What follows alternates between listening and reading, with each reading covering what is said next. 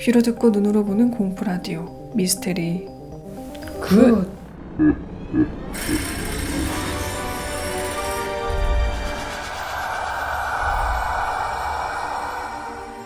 안녕하세요. 청순 컨셉을 돌아온 히렌츠입니다. 안녕하세요. 놀다 죽어서 난리 난 귀신 함혜주입니다. 네 여러분 저 유튜브 댓글로 집돌이 직장인님께서 컨셉이 청순이신가 봐요 하시길래 그니까 나는 한쪽으로 넘겨지지도 않아요. 목도리 혹은 한쪽 넘어가는 컨셉이고 그니까 부럽더라고. 네, 다음에 한번 스위치 하시죠.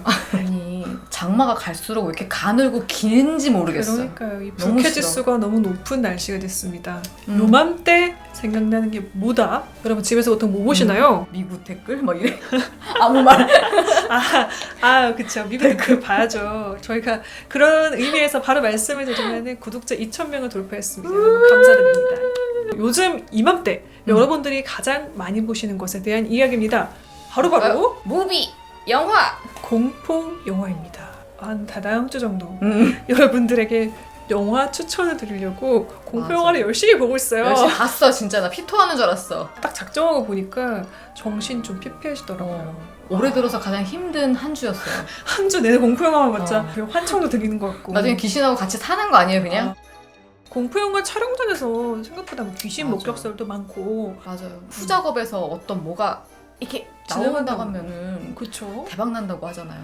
그런 의미에서 오늘의 주제는 공포 영화 중에서도 국내 공포 영화에 대한 이야기입니다. 이게 서치하면서 촬영 현장이 공포인 걸 하나 갖고 왔어요. 전 이게 제일 악스럽더라고요. 기대가 됩니다. 아우, 과연 귀신이 나왔을까요? 현장이 공포였을까요? 사람이 무서울까요?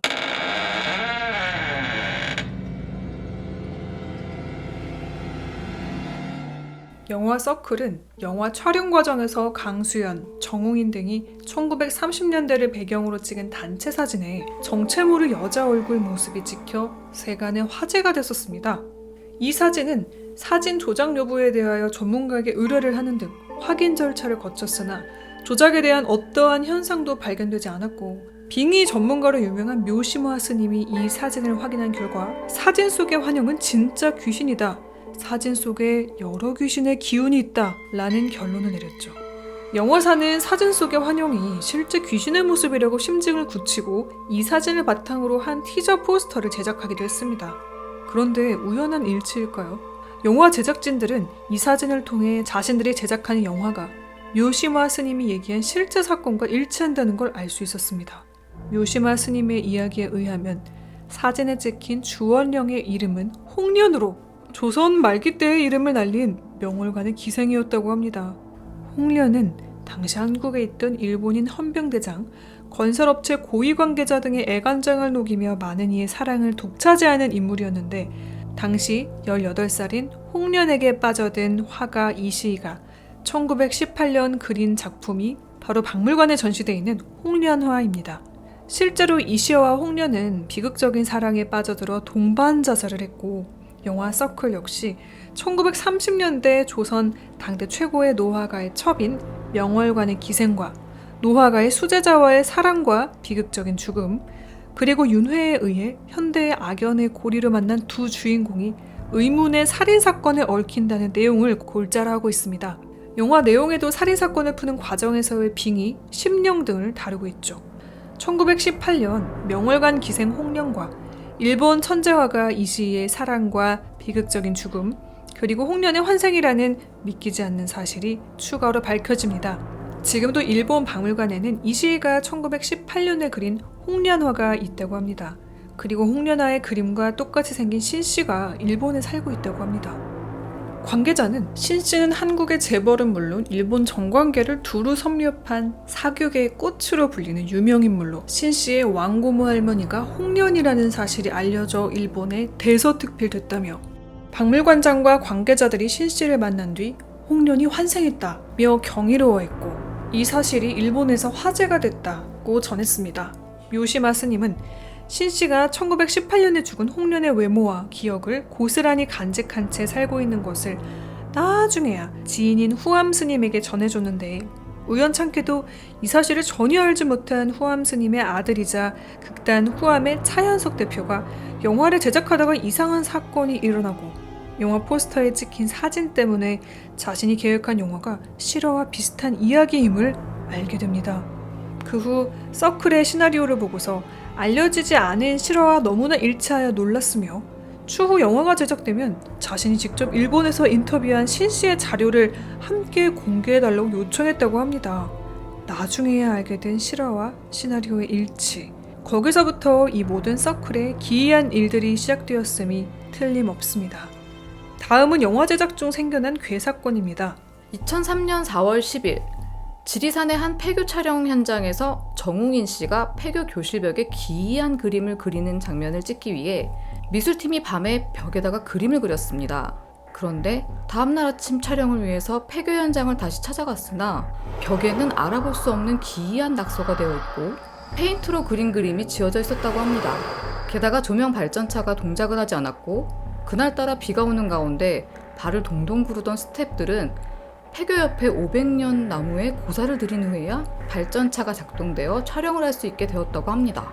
두 번째 사건, 2003년 5월 20일 이천경찰서는 이미 건물만 앙상하게 남은 폐경찰서로 일제강점기 때 많은 사람들이 고문을 받고 죽어간 장소로 유명했는데 이 경찰서 촬영에서도 밤에 이상한 울음소리에 스태프들이 공포에 떨며 촬영을 했다고 합니다.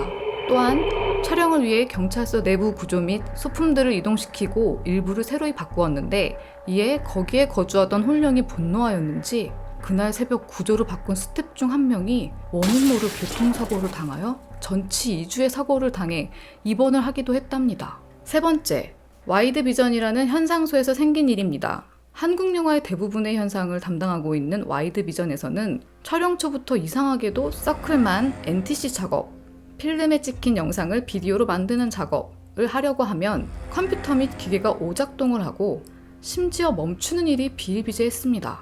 관계자의 말에 따르면 멀쩡하던 기계가 서클 필름만 집어넣으면 멈췄다고 합니다. 하도 이상해서 바로 빼고 다른 영화 필름을 넣으면 아무렇지 않게 작동을 했다는 겁니다. 이처럼 영화 서클은 촬영 초부터 기이한 일들과 함께 진행되었고 이 모든 일이 단순한 해프닝으로 보기에는 미스터리한 부분이 너무 많았다고 봅니다. 이렇게 많은 사건이 있을 줄이야. 그러니까 아니 사실 이 서클이 2003년도 영화라 저는 사실 기억이 잘 안 나거든요. 보니까 지금 되게 유명한 배우님들이 출연하셨잖아요. 그러니까 근데 안타깝게도 영화 흥행은 잘 안 되었다는 아 원래 귀신 나오면 다 잘 돼야 되는데 그죠? 너무 많아서 감당할 수 없었나 봐. 그랬던 것으로 첫 번째 스토리였습니다. 혹시 보신 분들 있으면 코멘트 좀 달아주세요. 저희는 진짜. 못 봐가지고. 저희는 못 봐서 여러분의 댓글 기다리겠습니다. 다음 사연으로 넘어갈게요. 이번에는 완전 저희 태어나기 전 85년 85년자. 근데 원작은 더 오래됐다면서요? 65년 우리 엄마 세대 때 엄마가 태어날 시기에 만들어진 걸 우리가 태어날 시기에 다시 리메이크한 것과 그러게. 비슷한. 제목이 뭔가요? 목 없는 여살인마. 약간 그 공포 특급 같다. 그러네요. 목 없는 여살인마. 굳이 막 살인마 이거 붙인 것도 되게 옛날 느낌. 리어.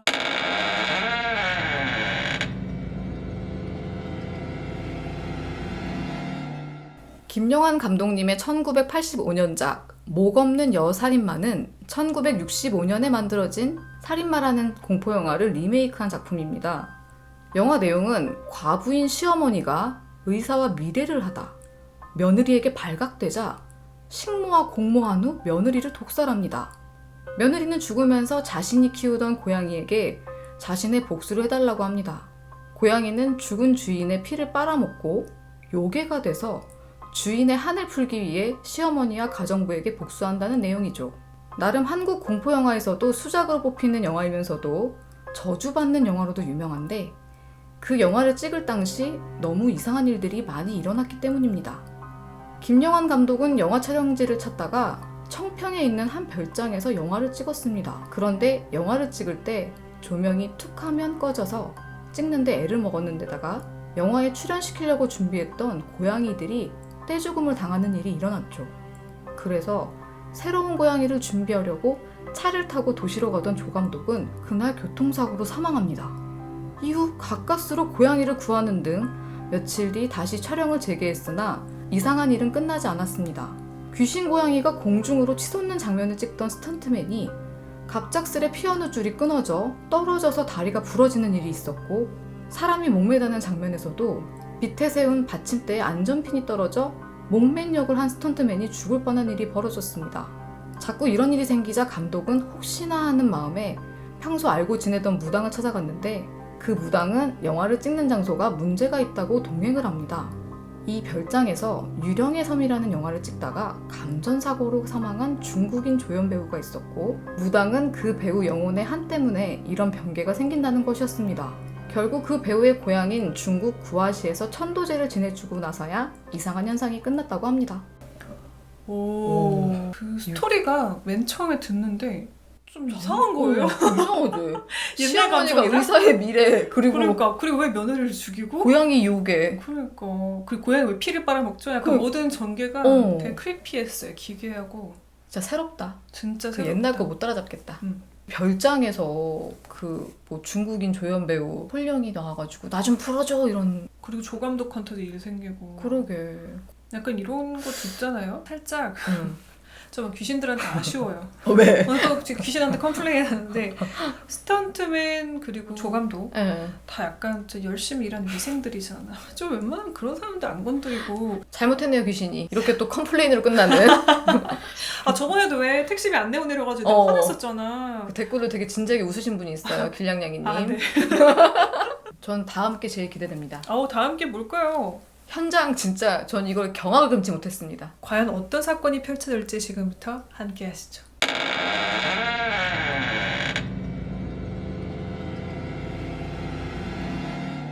한국 영화 역사상 가장 위험했던 촬영 현장과 그 결과. 이만희 감독의 1963년작 돌아오지 않는 해병. 지금도 한국 전쟁 영화 중 최고의 걸작으로 손꼽히는 작품이다. 한국 전쟁 당시 한 해병 부대가 압록강까지 북진해 갔다가 인해 전술로 밀고 내려오는 중공군과 목숨을 걸고 싸우는 내용인데 감독은 전투씬을 다큐멘터리처럼 사실적으로 찍고 싶어 했다. 마치 라이언 일병 구하기의 노르망디 씬처럼. 그런데 당시 국내에 CG 기술 따위는 전무했다. 고로 사실적으로 찍기 위해 진짜로 인원 및 총기를 동원을 했다. 그래서 이 영화에는 등장인원 14,500명, 엑스트라만 연 10만 명? 실제 당시 현역 해병대원들이 사용하는 탱크 및 군용기 등을 대거 등장시켰다. 특히 하이라이트인 중공군과의 전투씬은 1,500발의 TNT와 5천여 개 넘는 뇌관, 3천여 명의 해병대원을 투입시켰다. 실제 같은 자연스러움을 원했던 감독은 배우들이 의식하고 피해 다닐까봐 땅속 어디에 뭐가 묻혀있는지를 이야기하지 않았고 압권인 건 배우들 옆에 총알이 박히는 컷의 촬영이었다. 전 군과 서울시경에서 엄선되어 차출된 특등 사수 배우들이 배우들 몸 근처로 실탄을 빗맞추었고 심지어 이만희 감독 본인이 카메라 옆에서 직접 M1 게런드 소총을 잡고 사격하기도 했다. 당시 지프를 타고 지나가던 미군 장교가 촬영장을 보고 경악을 금치 못했다고 한다. 안전을 경시한 현장은 숱한 사고로 얼룩졌다. 땅에 묻은 폭약으로 인해 중공군 엑스트라 한 명의 다리가 절단되는 사고가 벌어져 강남의 논 열맞이기를 구해주는 것으로 수습한 일도 있었다. 결국 영화 흥행 수익의 절반 이상을 촬영 과정에서 입혔던 이런저런 피해 보상금으로 사용해야 했던 작품이었다. 미친 거 아니에요?